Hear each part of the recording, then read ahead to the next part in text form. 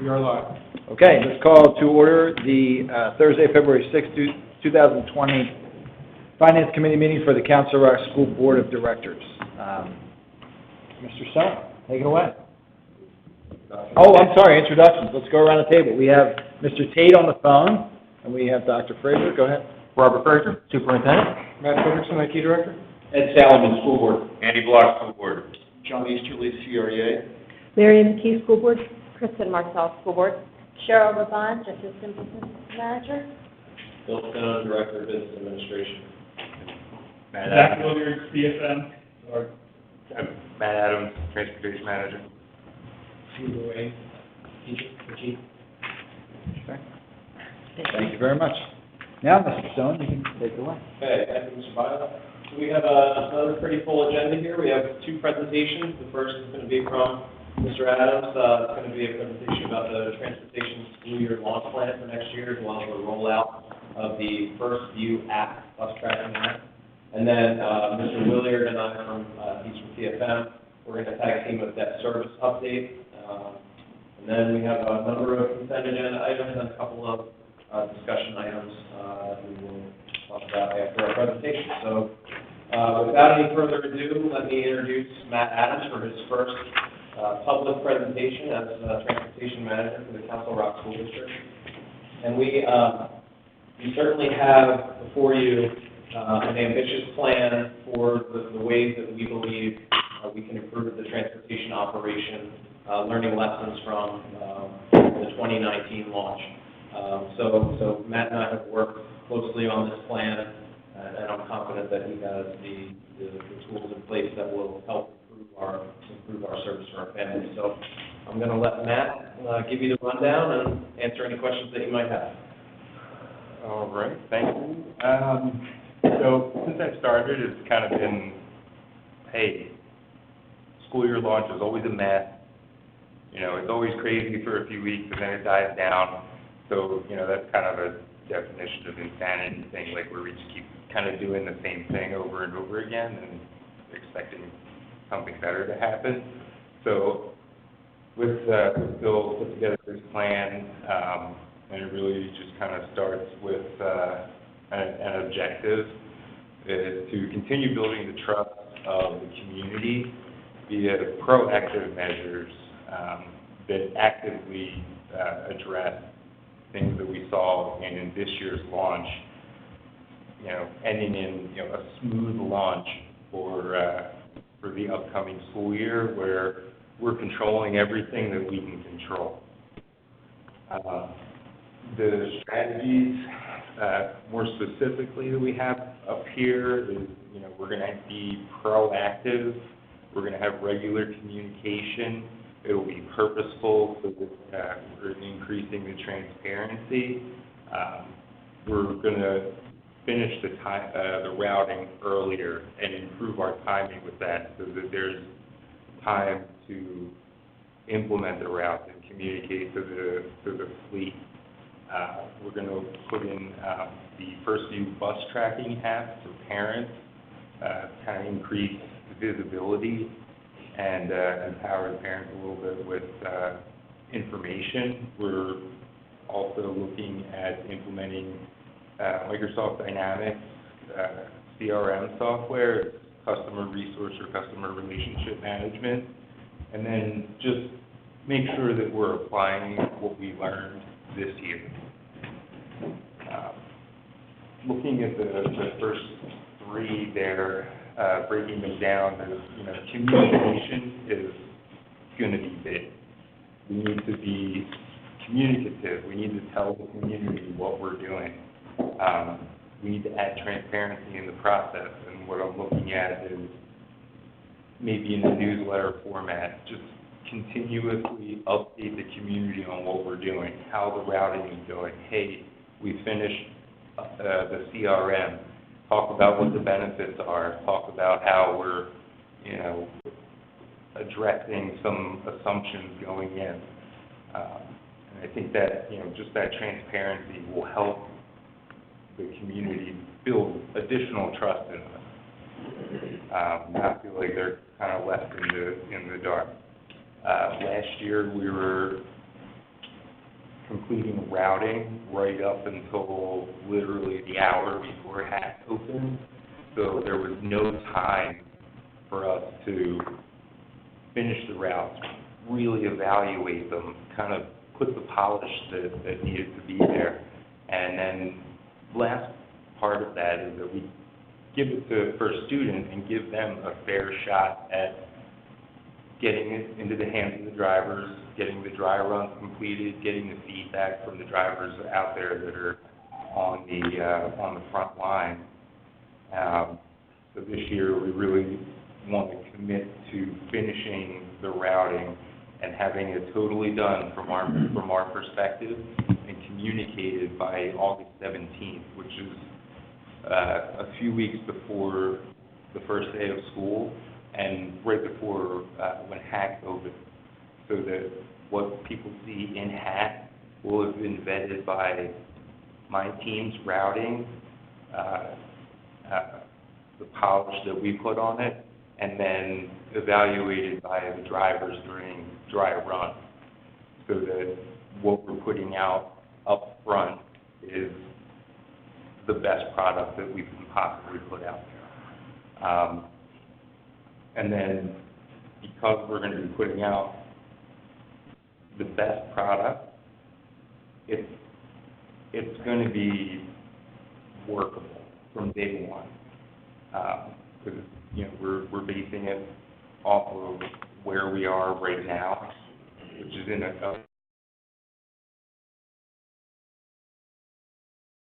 right now aren't systemic. They're more day-to-day operational issues where, a driver calls out last minute or, somebody makes a wrong turn and that causes delays. But those are day-to-day issues that are going to be there always, and it's not really something that we can control.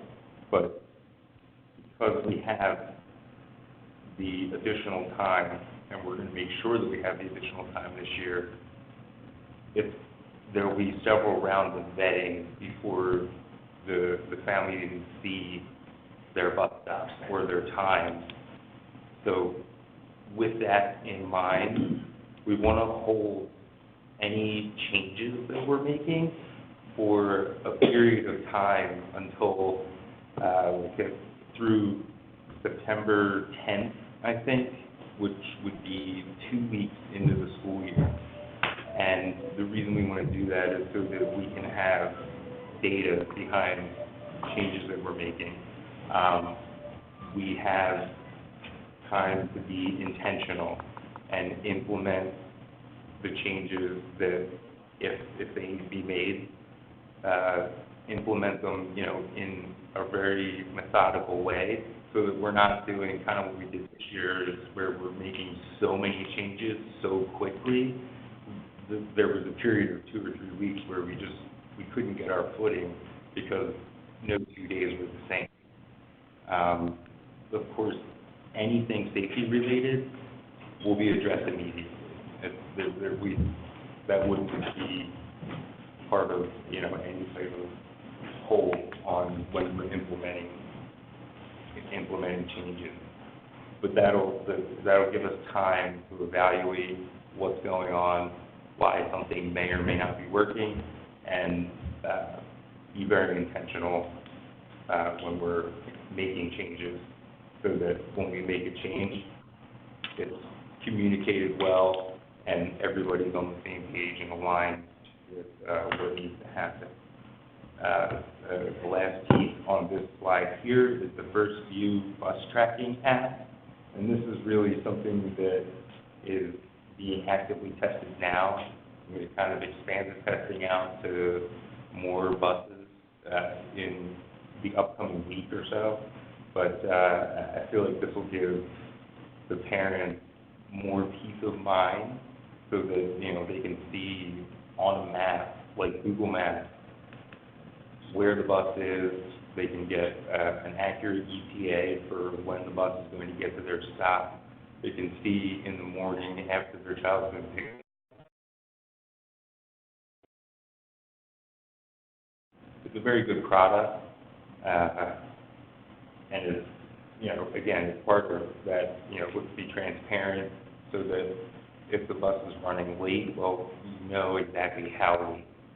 So it'll give you a much better look at the day-to-day operation.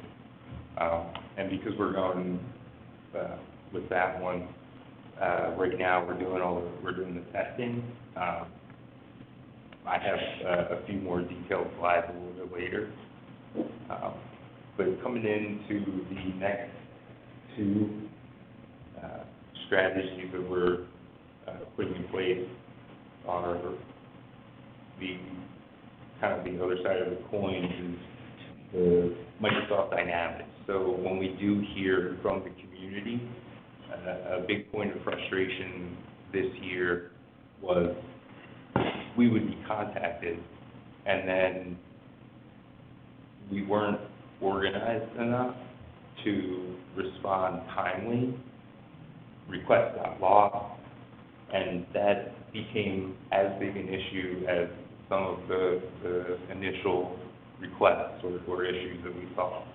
So what the CRM is going to do for us is it's going to simplify what we're looking at. It's going to simplify how we see the inbound communications from online forms, emails, phone calls can be logged. It will all be logged in one place. Every contact will have its own case number so that we can track that. The families can track that when they contact us. Nothing's going to get lost. Nothing's going to fall through the cracks. And it will be very quick, simple process to see who have we not gotten back to? Have we not responded to a request? You want us to hold questions, or can we ask them as they? Let's hold them till the end, so it's pretty heavy, is that okay? Well, to the end of this presentation, because it's. Yeah. Till the end of Matt's presentation. Yeah.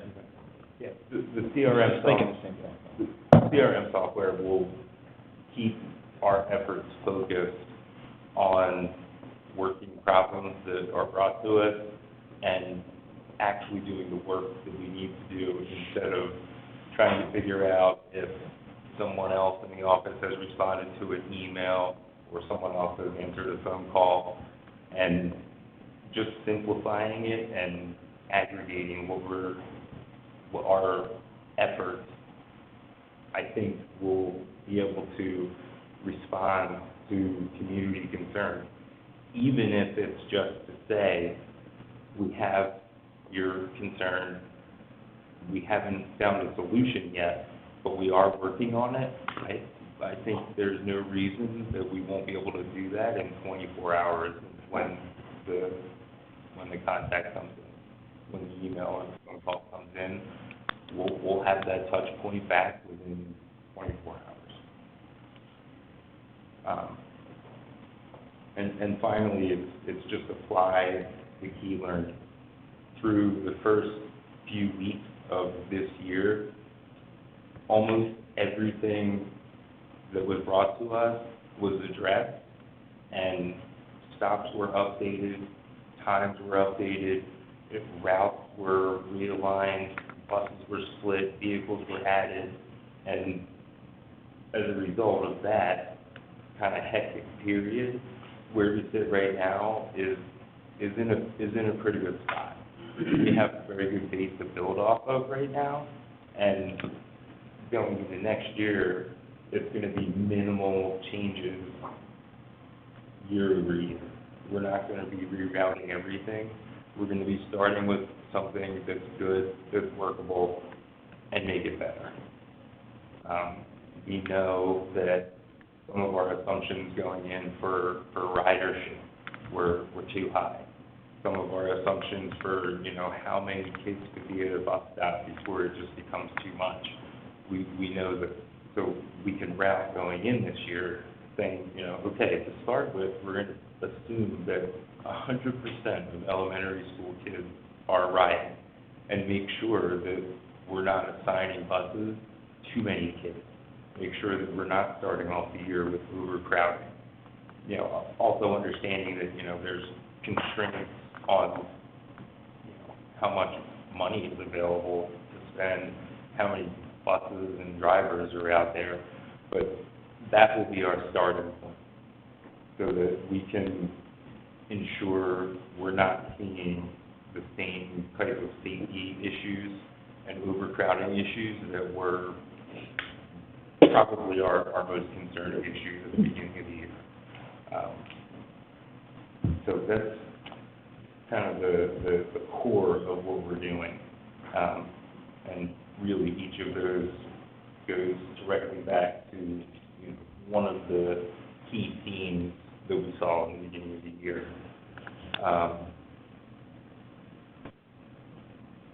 Talk a little bit more about the First View app. Like I said, it's a very good product. You can see on the map where the bus is, where your stop is. Your school will appear on there. You can set notifications for when the bus is 2 miles away or when the bus is 10 minutes away, so that you know when it's going to be there just based on the alert. But you can also track it. It updates every 30 or 45 seconds, so you can see, kind of track the bus's progress towards your stop. We have the ability to send out service alerts. This is one of the things that I'm working on this week with First Student. So when they're assigning a sub-driver, parents on that route will automatically receive a notification that there's a sub-driver on the route that day.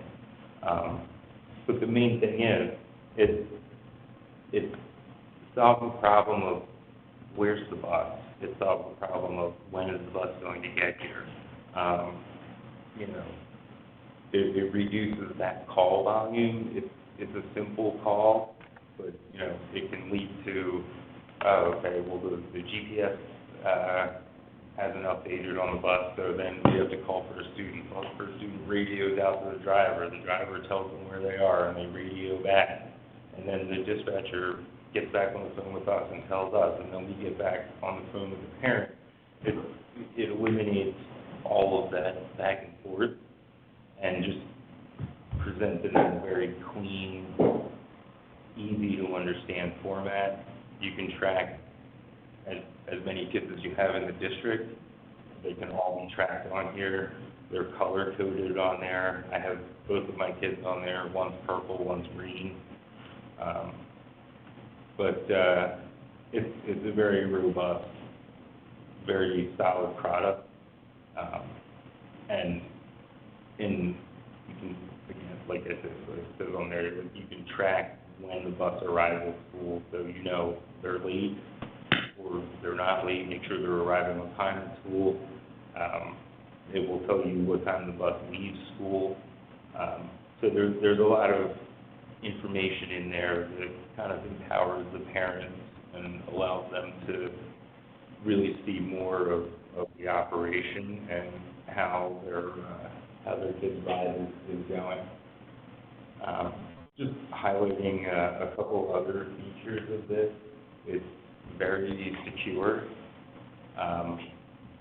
The tracking for your child's route only starts when that route starts. Like, you can't just watch it and follow the bus throughout the whole day.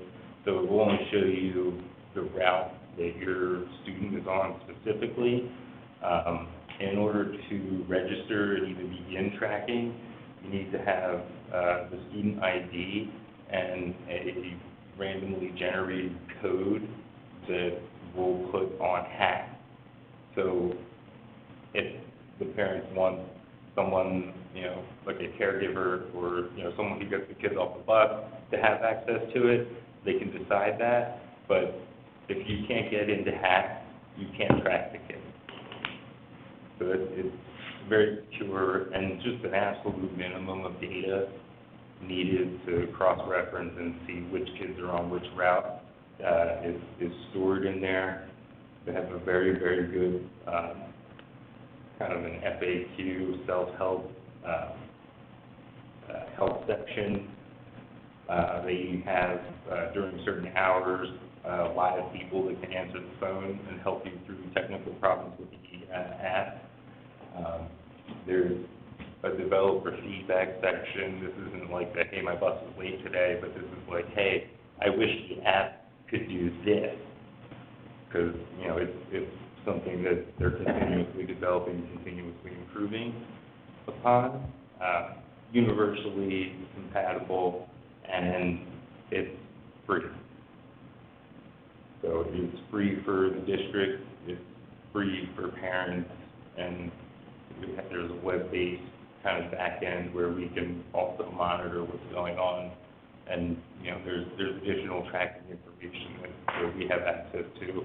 And it's seen as a value-added service for students. So, you know, we say like with our contract, we're kind of already paying for it, but they're not planning on charging additional for this, at least, you know, right now. Rolling the first UNAT out, January. I've been testing it. I have, you know, my mom is testing it. If she can use it, that proves that it's very simple and easy to use. She loves the notifications. She gets the notification the bus is 10 minutes away. She heads over to the stop. So she's very, very happy with that. But then, you know, to try to get less biased feedback, I'm going to start working with the principals to get, you know, kind of a focus group of buses from each school. So we'll have specific buses or specific people that we're reaching out to over the next couple weeks. And then depending on how that goes, or if there's, you know, if there's a couple kinks here and there to work out, or to kind of hone like how the rollout process is going. I think that, you know, feedback, final testing will be in March, and then I would like to have it rolled out district-wide by the spring so that, you know, the community is familiar with the app and they are ready to use it going into next year. Just closing thoughts. I mean, we have a few advantages going into it. There's minimal year-over-year changes. We are pushing for more visibility and transparency. We're working from a good spot right now, and the things that we're putting in place and the key learnings that we're taking away are, you know, kind of a sign, hopefully, to the community that we're listening. We know that, you know, this school year launch wasn't the best, and it's, you know, I think it's time that we do a little better. Excellent. Thanks, Matt. Questions? Yep, great presentation. I guess the right approach. So it's free? It's free. That's awesome. You noted in there the CRM piece around customer service. Are you guys considering that only for the transportation department at this time? At this time, yes. And I would assume that, you know, you talked about customer service 4.5 years ago. I gotta believe it's just being able to track all the flow of, you know, whether it's redistricting or start times or, you know, just calls that you get. I mean, it is, because it's gonna cost money to build, I would imagine. I mean, does it make sense to, rather than do it piecemeal, you know, at least see what it costs, you know, what a broader application could look like? I think that, Make up less to do it once rather than. it could, I wouldn't see, if we ultimately choose to expand this, district-wide, I wouldn't see that in a series of phases. What I would like to do is start small with one group, and this is a group that makes sense. for reasons that go back to last September and for reasons that just are the nature of the kinds of inquiries that come in to the transportation department that are different than come into any other department or even at the school level. So, I've never personally used one or even been exposed to one. So, and I think that's the case for a number of us. So I want to see it in action, understand how it works. I'd rather do that on a small scale. And then once we have that small scale developed and implemented, then if we're going to go big with it, we'll go big at once. Yeah, I would just suggest when you're developing this, that I agree with starting small in terms of user group, but you might challenge them to say, okay, you know, is there a template that you can build? To make it simple. Because the way you guys intake information might be the same for everybody, you know, or you could, the back of the house piece of people, Right. everybody, you're just not necessarily using it for anybody but them. And that way, if they can do all the work one time, you know what I'm saying? So, I actually do have a lot of experience with CRM systems. Perfect. So, I set up the pilot server, we're gonna do it on-prem initially. Set up the pilot server, Matt, Bill, and I took a look at it. I'm setting it up so that if we did decide to go district-wide, the account code for the account is actually the physical address of the household. And then the way that this CRM system works is you have an account and you have contacts. So the contacts would be anyone in the household who contacted the district. So that's how we can easily track the calls back to one single location, one single household. So you can scale it regardless of where they're calling in the district, so if they want to talk to HR, you know, you guys could log that stuff and track it the same way you could. When I started here way back when Jack was in charge of transportation, we paid for the license for the CRM product, but then Jack didn't want to roll it out. So it's just part of the license agreement, but I only have 10 licenses. So we decided we wanted to go district-wide, and we probably migrate from the on-prem to the cloud version, which would give us a lot more flexibility. Cool.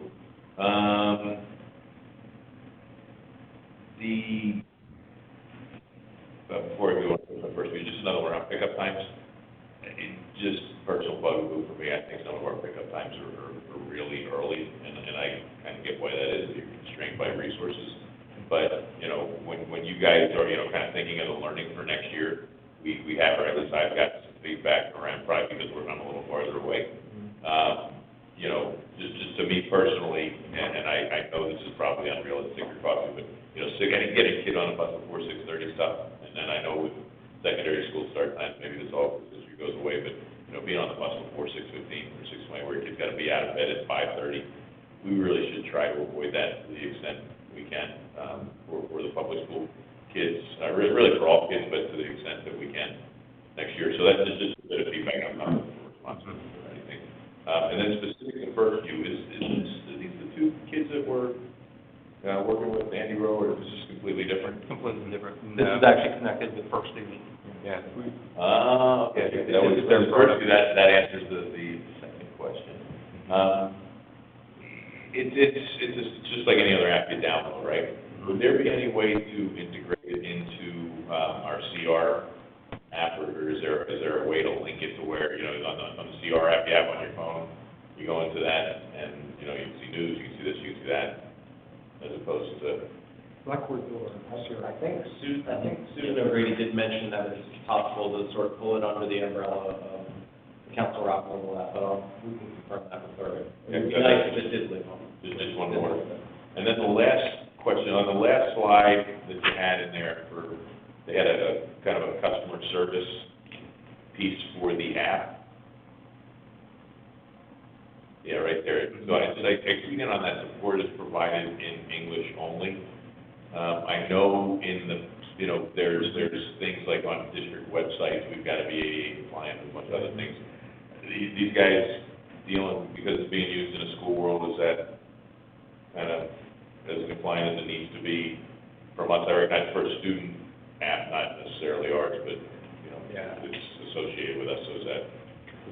Yeah, box check? that is a good question. I don't have an answer to that. Right, Yeah, that might be, you know, like do you know, how does somebody who's blind, if they need, you know, feedback or you know, different languages or whatever? Yeah, I don't have anything. That's okay, this is a great question, good question to ask. Yeah, we'll check into it. Yeah. Yeah, we could put it past Rob. Thank you. Anyone else have questions? For Matt? No? I've just got a couple. So I'm going to play devil's advocate a little bit here, and I mentioned this on our earlier call. I'm always afraid of over-promising and under-delivering. And CRMs I've worked with, unfortunately, many different ones throughout the years, and it really is important that the users understand it and the users use all the capabilities of the CRM, or at least the minimum capabilities of the CRM. So, and Matt, I'll ask you, we're talking about tracking callers. If I call into the district, I'm not already an account in the district, and unless we're putting every parent in the district. No. Okay. So how do I track that call? Because my call doesn't pop up my account, or doesn't populate an account. So we walked through a bunch of different scenarios, and what we're going to do initially, that crawl, walk, run sort of thing, is the app will be running, the CRM will be on, when the transportation department's downstairs and working, the web page will be up in the background. If someone calls in, as soon as they know who they're talking to, they'll look that record up in the CRM system, and they'll manually log in. It's not going to be an automated process initially.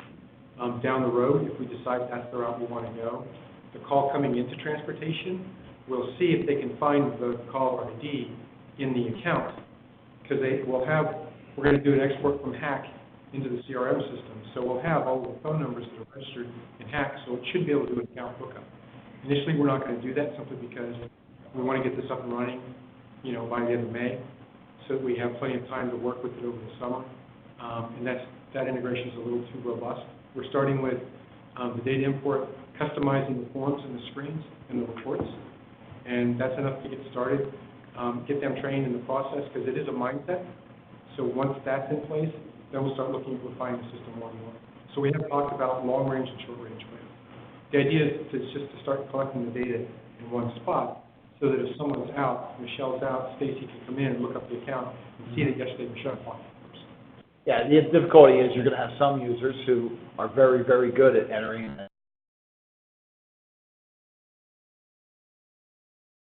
that and enter it in.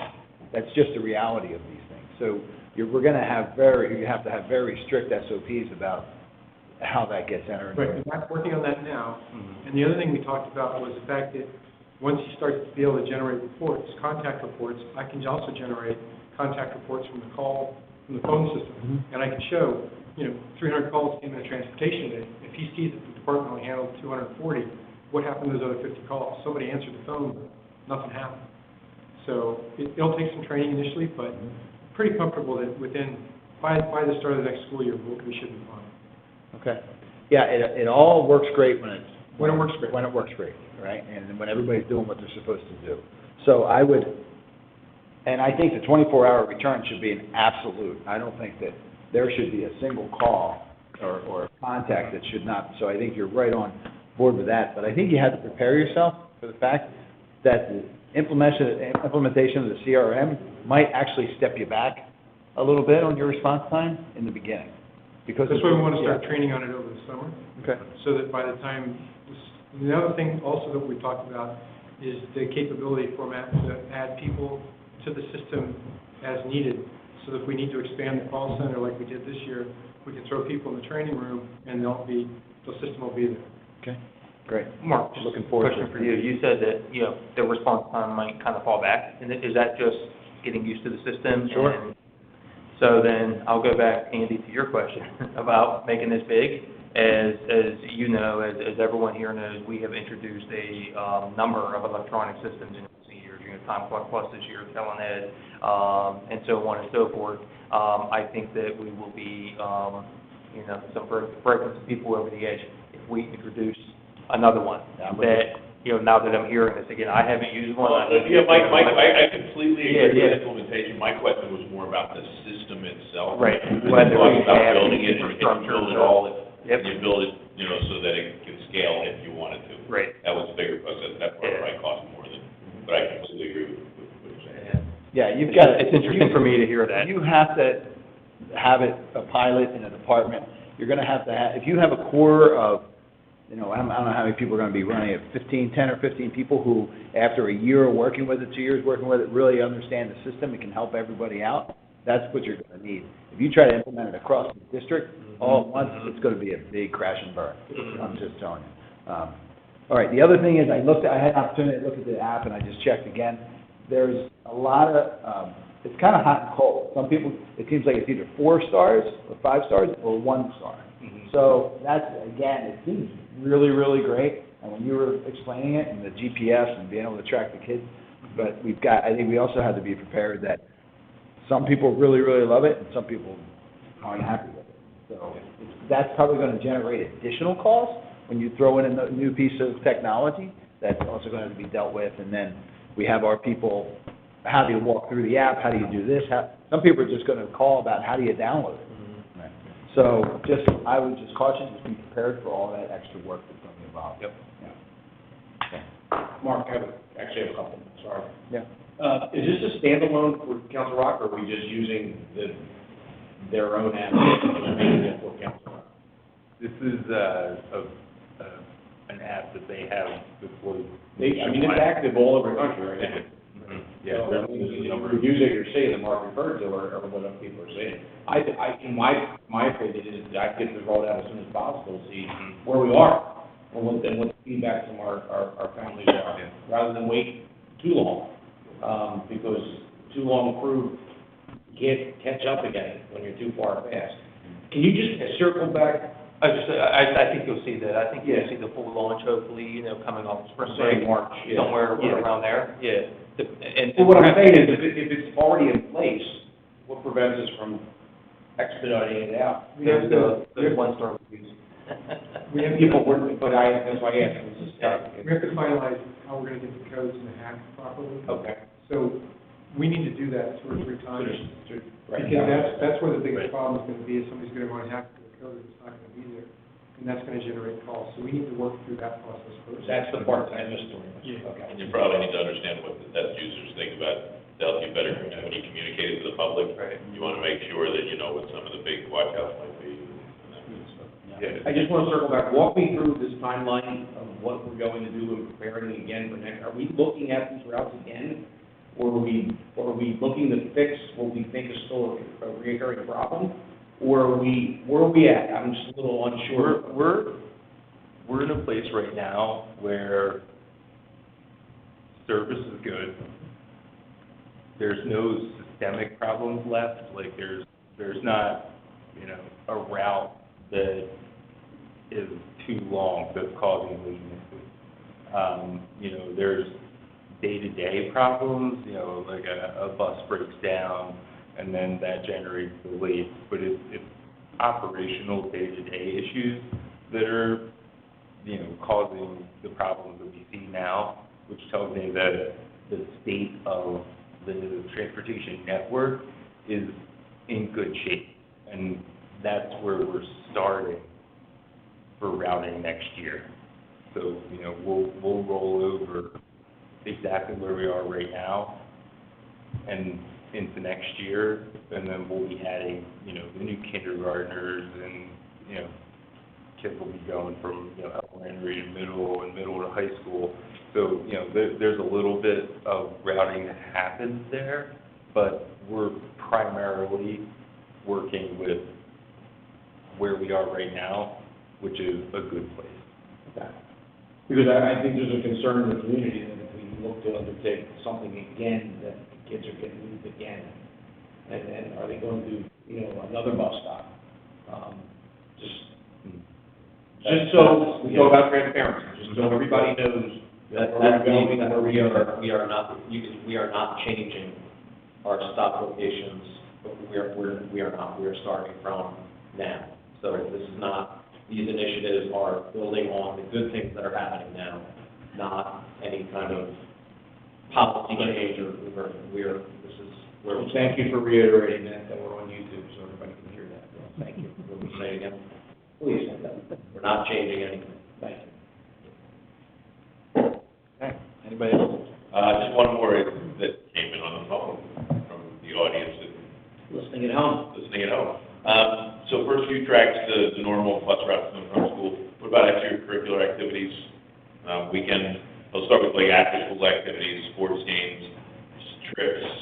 back and forth between the high schools, weekends, that kind of stuff. All school-related activities on Well, buses. the kids are on the bus, I think the GPS should be activated. Yeah, the GPS works. Right now, my understanding is the core of what it does is the home to school. So So track the bus number that your kid's on as opposed to, right, it tracks your normal route. You know, picked up in the morning to school and then from school home. There's shuttles that can be tracked as well. So, you know, students being shuttled from, you know, north to south or, you know, to MBIT can see when the shuttle bus will be there. But I have not started to look at extracurricular activities.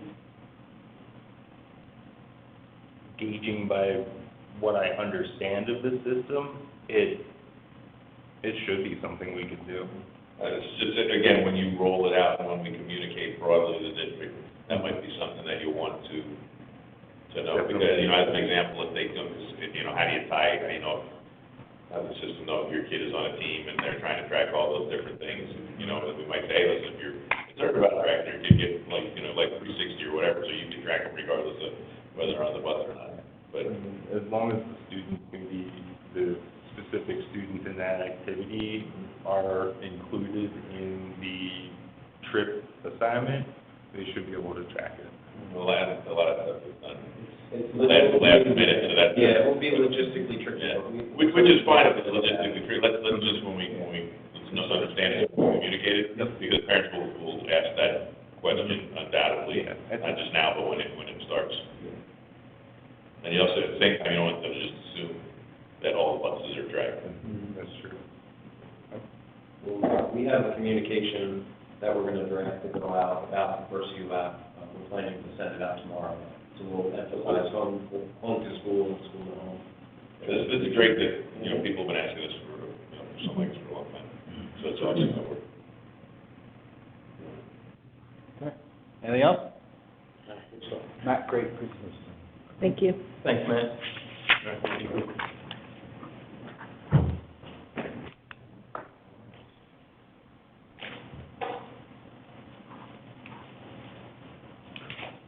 He's gonna pack up and be dismissed to the. Now, while we get the exciting stuff. Matt, you stay for this part. I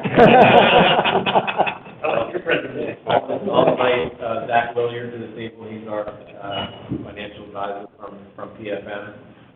We've been working over the last couple of weeks on what I've been referring to as a pulse check. So the last time that we took a look at our borrowing plan and the parameters around our borrowing plan was almost a year ago. And we're about to enter a high point in our construction cycle. We're finishing Rolling Hills, we have turf getting started, and then we also have Achieve and Limestone coming up. So we wanted to make sure that we had the right information in our plan for when that money would be drawn down. But also, we've undertaken 3 bond refinancings since that original plan was put together, and that had a positive impact on our borrowing. So it was time to take a look at that. And from a very practical standpoint, I needed to find out when we needed to have money again come into our coffers so that we could continue our plan. We also took a look at some of the feedback that we received at this table about our summer projects, because we've looked at the availability of funds in our operating account for transfers into the capital account for summer projects, because our operating surpluses are decreasing in size. There's not as much money available to transfer over into the capital account, so we had talked about the possibility of borrowing for some of those deferred projects and doing the math on whether that would work or not. And we also wanted to take a look at whether or not, we talked about Newtown Elementary School just in general as sort of another project that might be on the horizon. And so we wanted to see if that would fit within the current parameters of the borrowing. So we started out with updating the base case. So what's our baseline? So you may remember the big thing was an increase to the debt service budget of $100,000 a year up until 23, 24. And so that's what these two columns are comparing all of the various key figures from the original starting point, which was April 2019, to our updated base case, which is February 2020. So there's a couple things that I'll point out here. Number one, let's highlight the positives.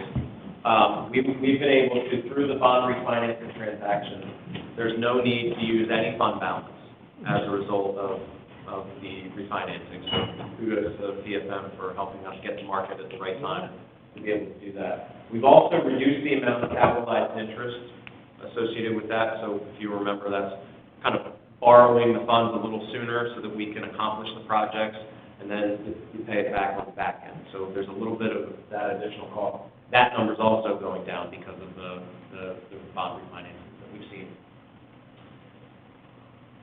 We've made some changes in the assumptions about how much money we're going to borrow. Basically, we're taking a look at, we compared assumed construction draws and assumed balances in the account, and now we're looking at actuals.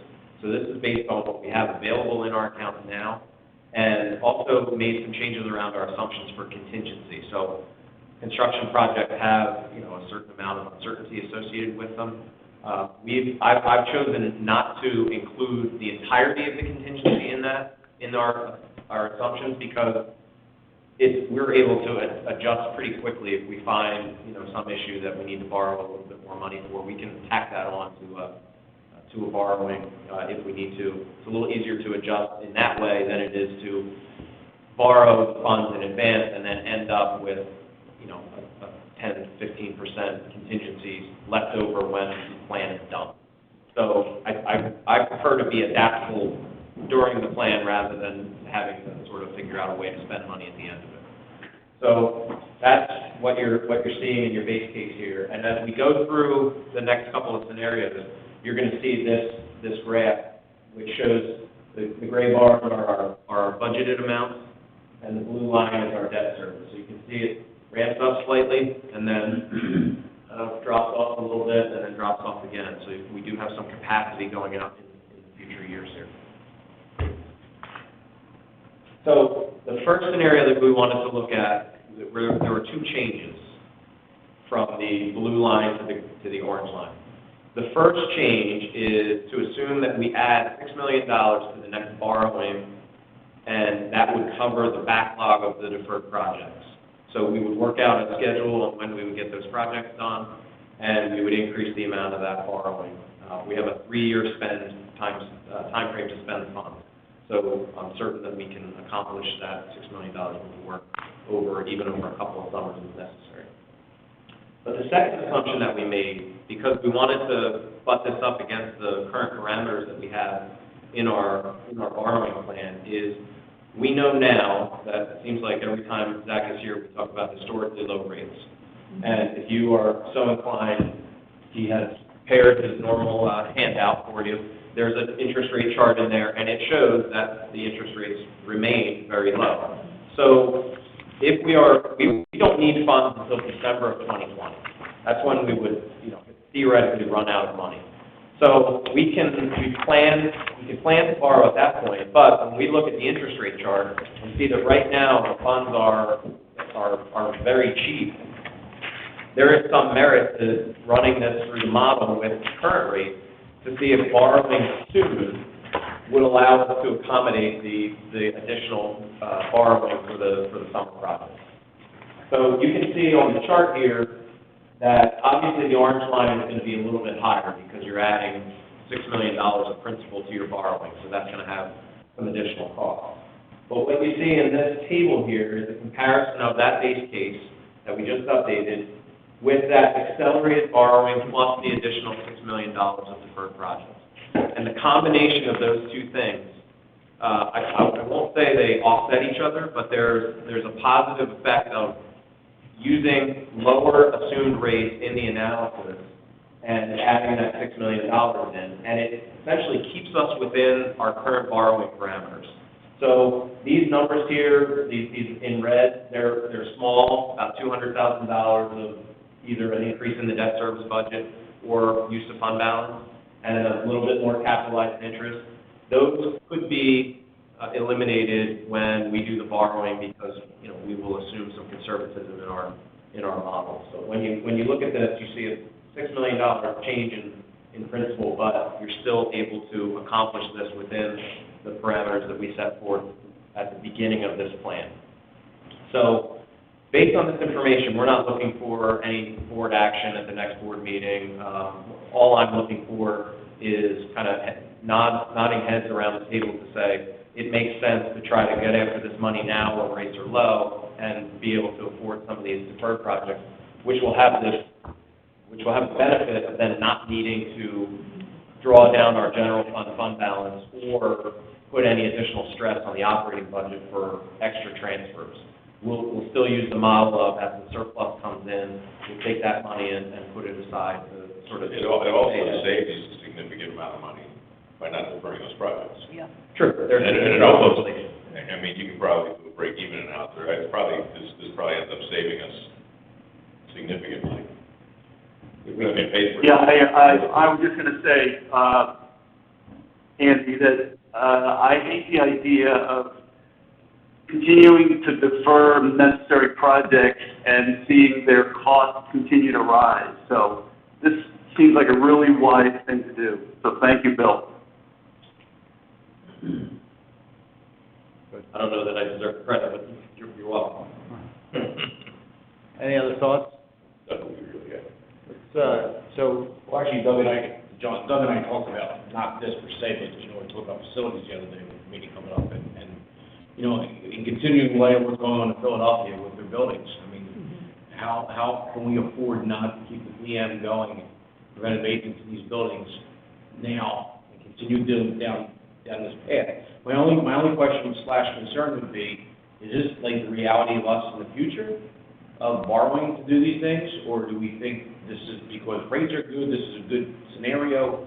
But I mean, we need to be in front of what's going on in our schools. I mean, he just told me yesterday, South, 18 windows have to be replaced already. You know, we can't defer things forever. So it is smart, very smart. We are gonna have to continue to look at a sustainable funding plan for these projects, because even with knocking out this backlog, there's still going to need to be a commitment to transfer funds into that capital reserve account to do the summer maintenance type work. And I would not, there are some projects that we probably wouldn't even be eligible to borrow for, because the term of the borrowing is going to be longer than the expected life of the project. So you can't do that. You can't borrow money for 25 years for something that's only going to last 10. So you have to factor that into the analysis. So it's not a recommendation that I make with that we should continue to do every single year. This is just the result of trying to relieve some of that stress on the operating account, recognizing that we have almost $80 million of money to borrow, and if we continue to draw down fund balance, it's going to affect our bond rating, which will increase the debt service costs, and that has a long-term impact on budget. I think it's smart. Yeah. Yeah, absolutely. Does software help you with this? He's the software for this. So I'm getting nodding heads. So Zach and I are going to start some work on trying to get together a borrowing that normally would have happened in December, but we're going to try to get something on the books for the springtime. Realistically, we're probably not thinking March. We're probably. Does that mean we'll have to come in and provide or approve a window? You'll approve a parameters resolution, and then we'll try to strike with the iron. Yeah, March would be the earliest parameters that you could do, and then price bonds in April is what we were thinking. Zach, in your opinion, so I'm looking at these rates right now. 1.18 is the municipal rate. It's just unbelievable. Yeah. Probably an average that we should be looking for is about 4, right? If you could just go historical. But I guess at what point do you say it doesn't make sense? Because obviously these are volatile rates; they can jump up at any time. So if this suddenly goes to 2.5%, as far as a funding rate, does that pull this off the table? Because the only reason I can support this now, and I think it's a great idea, is because these rates are at 1.1, and we're fighting at construction inflation close to 4, I think it was. Right. I mean, over the years, we've always talked about never trying to outsmart interest rates, right? We always just tee things up, we tee up the refinancings, and if rates are there, we go through with it. All the new money borrowing we've done, kind of same process, we borrow money when you needed it, not trying to get ahead of where we think rates are gonna be. But this, when you look at this, and it's literally at the lowest point ever, I mean, it is hard to say, you really want to wait until the end of the year. I mean, who knows, this chart could keep going down.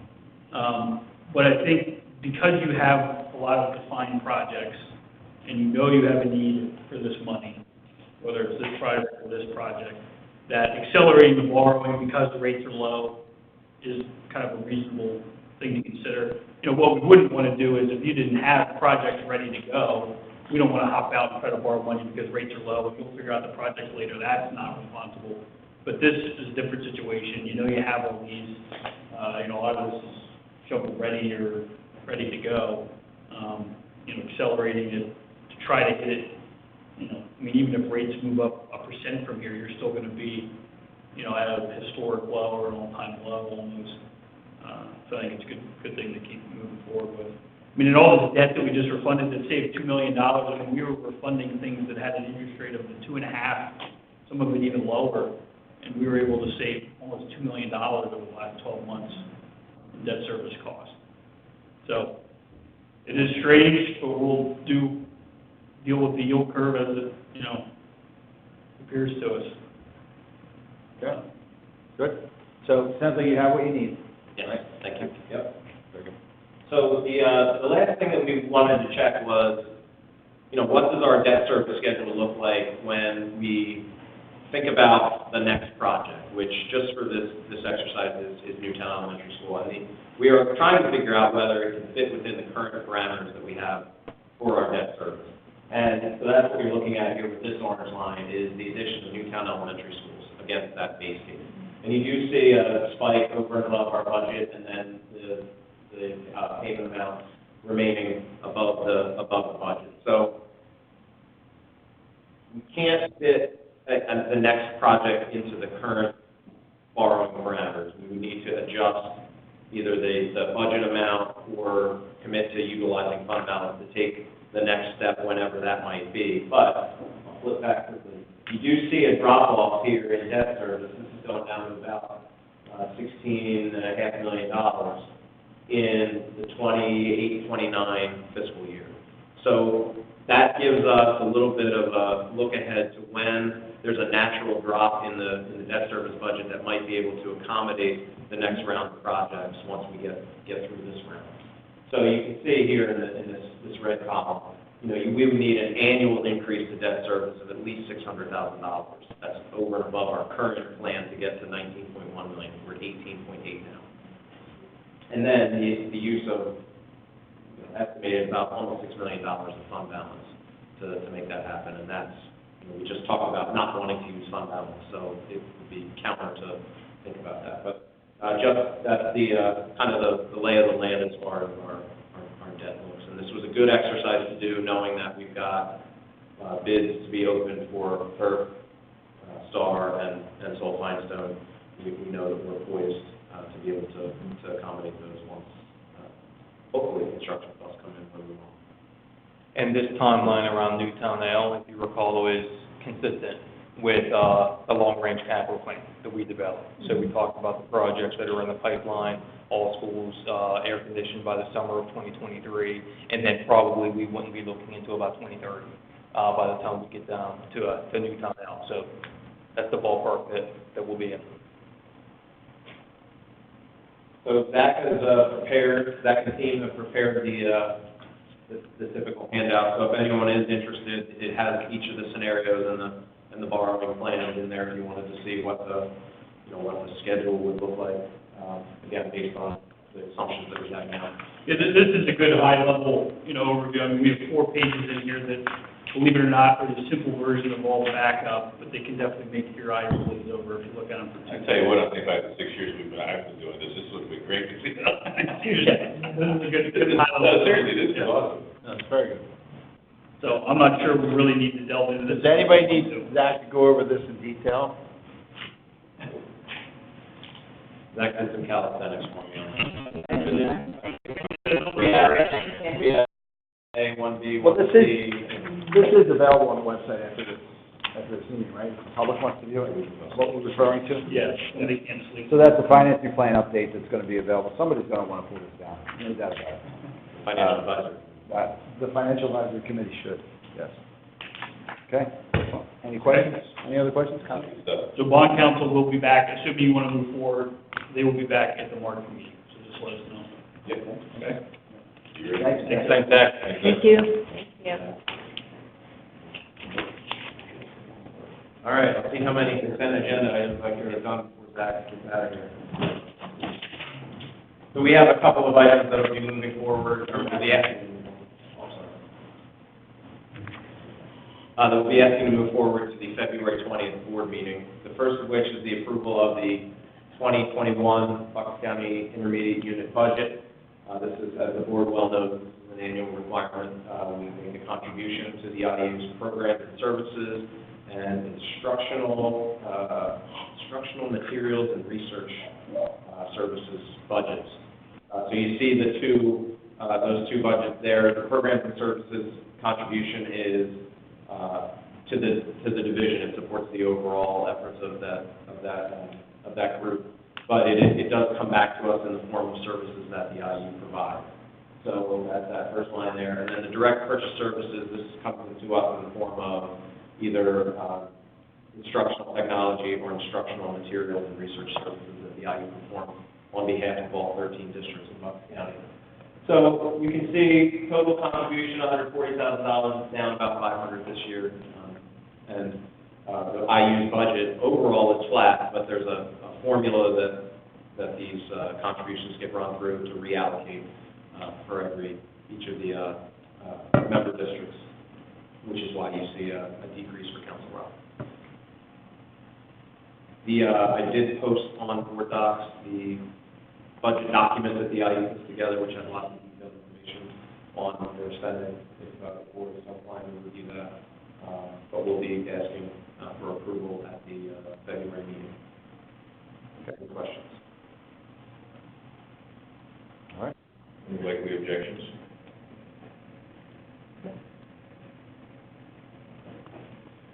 The next consent item that we would request for your approval is to approve the 3-year contract with Blackboard. Blackboard is the entity with which we contract for our website hosting, our messaging, the mobile app, and our ADA compliance software for the website. Each of these were separate agreements up until this point. We're asking to combine those into one agreement and also go for a 3-year renewal. So this was last marketed in December of 2017, and changing websites and communication tools does involve a significant amount of time to make that transition. So this is not the kind of service that we can, or that we would want to change every single year. We've gotten ourselves to a good place with our communication platform and Blackboard, and they are offering us about a 3% savings by bundling the services and locking in for a 3-year term. So that guaranteed pricing of just over $41,000 a year is included in that contract, which is currently under legal review, and we would ask for your approval at the February board meeting, please. Any questions? Everything that you're covering now being consent? I would assume so, yes. Yeah. No problem, no objections or anything? Okay. Thank you. Okay, so this item we will put as a discussion item, but I did want to make the board aware that we are out on the street right now for a child care services RFP. So that includes 2 services. We currently offer before and after school care services, and we offer kindergarten enrichment services. This is, most people refer to it as Champions. That's the program that we have currently. The last time this was out to RFP was in 2009. And there have been 3 subsequent renewals of the agreement with Champions. So now it felt like a good time to put an RFP out on the street to test the market and make sure that we were getting good pricing. And also the take a look at some of the service components. We have a good relationship with Champions. They provide good service. There are a couple things that we want to address, particularly they have a quirky enrollment. Their corporate office has a quirky enrollment provision that requires families, because we have limited spots available for kindergarten enrichment, requires families to, doesn't require them to wake up at 3 in the morning, but if you want to assure yourself a spot, you get up at 3 o'clock in the morning to log on and sign up. So that was one of the, we as part of the RFP, we're not looking just for the contribution to Council Rock School District, which I have the figures up on the screen right now. We have a 13% revenue share with Champions, which contributes about $230,000, or contributed $230,000 last fiscal year. So we want to evaluate a number of things. We want this to be a community-friendly service, because it ultimately is paid for by our parents. So a vendor could certainly come in and propose to us that they would be able to pay us $5 million a year, but that's going to come on the backs of weekly tuition payments that would be astronomical. And so we've asked for, in addition to what they're guaranteeing as a percentage revenue share and a minimum payment, we are also asking them to provide their tuition schedules and also their enrollment protocols, so that we can see how they will manage that process for our families. We want to make sure that that they'll be able to work in unison with our building principals, because this is a relationship that requires some moving pieces. You know, if there's a school play practice in the gym, that means that the child care has to go to a different place. So there has to be some good flexibility and good working relationship. And we want to make sure that all of that is included in the RFP. So we'll be looking at this as truly as a service rather than just a commodity purchase. Hey, Bill, I mean, that's fantastic that you're gonna, in the RFP, start to ask those questions, understand that 13% is a fair number. But in addition to just waiting to see what we get from the different vendors, is there an ability to go out to different districts who run similar programs to ask them what their experience / revenue / percentages is, just as an idea going into that mindset? Yep, I can get some information. And I'm, it's not like we gotta come see that, but that would just be good when we start evaluating those to have that in our pocket. Yep, can do. So the timeline for what's about to happen, Monday we have our pre-proposal meeting, so we'll walk through the RFP. We are aware of 3 vendors who have expressed interest, so we anticipate that we will have good competition for this, presuming that they all propose. The proposals will be due Friday, and then we'll have a recommendation for you at the February 20th board meeting. And then, right after that board meeting, we will be sending out communication to our families if there is a change in vendors.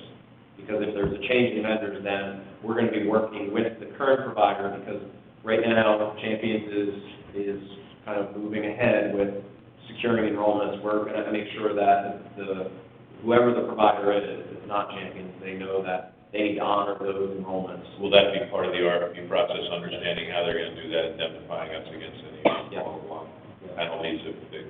Yes. Just out of curiosity, when we go out to these RFPs, how do we notify potential bidders that we're doing this? So we have a vendor database in my office. So we'll, that, part of it is, if folks solicit us, to say, hey, would you like to buy pens from us? They fill out this form, you can be in our database, and then they get notified when new opportunities are posted. And we did do some looking around and soliciting to see if there were any other providers like this, because it's not a common service. And So you went around and said, hey, if I call 20 school districts and, we know there's only 3 vendors, we're satisfied, we're reaching out. And these vendors also know when these contracts are expiring, and so we get a lot of reaching out when these come in. Great. So we anticipate having a recommendation for you at the February 20th meeting. So I will have this on the discussion agenda, just so that we can provide some more information about the selected vendor. That's fast. It is. Yeah, it's aggressive, but again, to the point that Bill made in terms of making sure that we're doing this in a family-friendly way, giving parents notice, giving parents time, should this stray away from champions. We thought that this was fast and appropriate. So this would be for the fall, most of them. Yep, which is spring registration. So, yeah. Okay, great. Okay. The next item is an update on the Wrightstown Bus Depot lease. So, my recommendation at this meeting is I've come to an agreement in principle with the landlord at the Wrightstown Depot for a 1-year extension on the property, which would take us to the end of 21, August 31st of 21, which that allows us an opportunity to continue the service there, and we're pleased with that option, and we've already sent a proposed amendment over to the landlord for their consideration. So I'm hopeful to have on the February 20th board meeting that amendment for your approval, which would get us another year to continue to evaluate our options on this depot. Good. Good job. Any questions on that? No, but I know that it's been a tough conversation over the course of the last few weeks and got to a really good outcome, so, thanks for pushing the ball. Thank you. Okay, and the last item tonight is just a very quick update. We are working on refining an existing schedule that the district created a few years ago for our contracts and RFPs to make sure that we are able to be proactive with contract renewals and making sure that we bring them before the board in the requisite amount of time. So we're going to develop some kind of internal metric that we use to define when we bring things forward. Certain things that are a little bit more recurring in nature don't require as much discussion. We'll just kind of continue with through the normal course, but there are other RFPs that we may want to bring forward to you for additional discussion prior to their renewal date. So that schedule was developed in 2017, I believe. And so my office is now working on some kind of repository for the actual agreements and to be able to set up some reminders and to be able to get these things teed up in the right way. It would be a good step to take that existing schedule to the next level. So just wanted to update the committee on that. No action needed, just informational item. Excellent. How about any questions about the contract schedule? Bill, can you give us an update on the financial advisor? I certainly can. We've had 2 meetings. They have been educational in nature. I've done a lot of talking to them about how school finance works. It's been well attended, well received. We've had just about perfect attendance at each meeting. I anticipate we'll have one more meeting at the end of February where I will be doing the talking. And then I will be working with the committee to transition leadership back to the committee so that they can start to figure out where they want to start doing their investigations. So I've solicited for volunteers who are interested in leading that effort.